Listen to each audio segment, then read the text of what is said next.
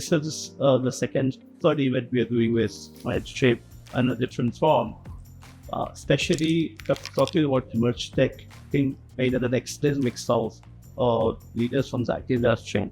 Any key takeaways from today's conference in terms of the overall discussions that happen, on cyber AI sustainability as well. Conscious about. And we practice sustainability in our day-to-day life in CapitaLand. So we're a very conscious and systemic company.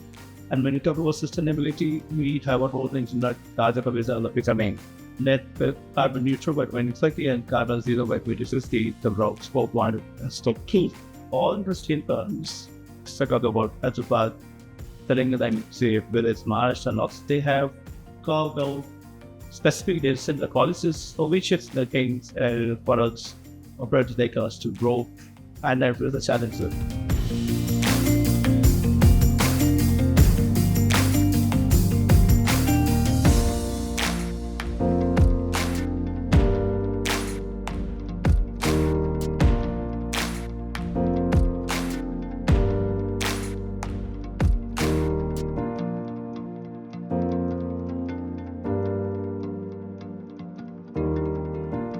Hello and welcome to Emerge Tech 2025, the Multicity Roadshow brought to you by the Mainstream. I am Simran Shivatkar, your host for today. We have Mr. Pramanick joining us today. He is the head of sales India at CapitaLand. Duke, thank you so much for joining us today. Thank you. Good evening. Good evening. And with that, I would love to understand from you how your experience has been so far at the conference in terms of the key discussions and the overall topic that's happened at the event. This is the third event we are doing with my shape and a different form, especially talking about emerging tech in either the next mix of leaders from the IT industry. And a couple of sessions I heard, especially when we talked about Gen AI, cooperative AI and all. Where one place we're talking about the cloud infrastructure now, and there comes our organization CapitaLand to provide infrastructure to adopt those technologies. So I think it was a very fruitful one and very, very informative for us. We had an extent meeting with a lot of customers here. Thank you. Thank you too. And because CapitaLand has its upper hand when it comes to cloud technologies and emerging cloud technologies for that matter, I have a question for you when it comes to adopting these technologies, especially for businesses in India. Have you observed any own challenges so far? Few. First thing is we are into the real estate domain and we are being with world class future-ready data centers, and it's a very emerging sector. So to be in the sector, one of the major challenge is power and land. So getting the power is one of the challenge, and then the land at the right place.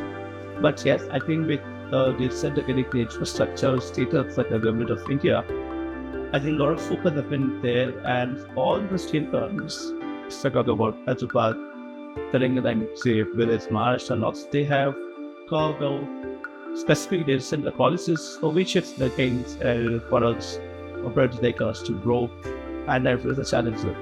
I think there are challenges, but we are mitigating them and we are moving on. Fantastic. And when you say you're on our data centers in a lot of cities, do you think regional differences also matter when we talk about, especially in the context of Indian nations like India?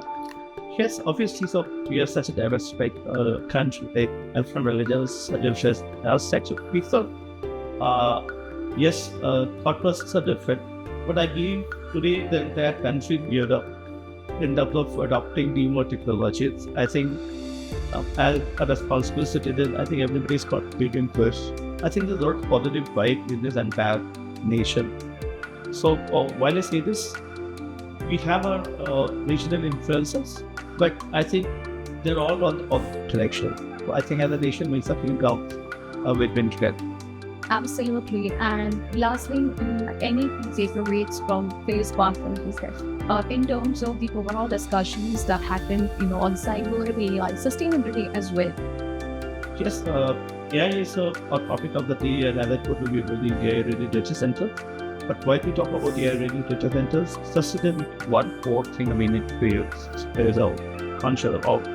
And we practice sustainability in our day-to-day life in CapitaLand. So we're very conscious and sustainable company. And when we talk about sustainability, we have a whole thing like target of becoming net carbon neutral by 2030 and carbon zero by 2060, the broad scope 1 and scope 2. So yes, we align to the sustainability goal and requirement of the nation and our we are on the path. And thank you once again for being so candid and insightful. I definitely look forward to having more such conversations with you. Thank you so much. Thank you.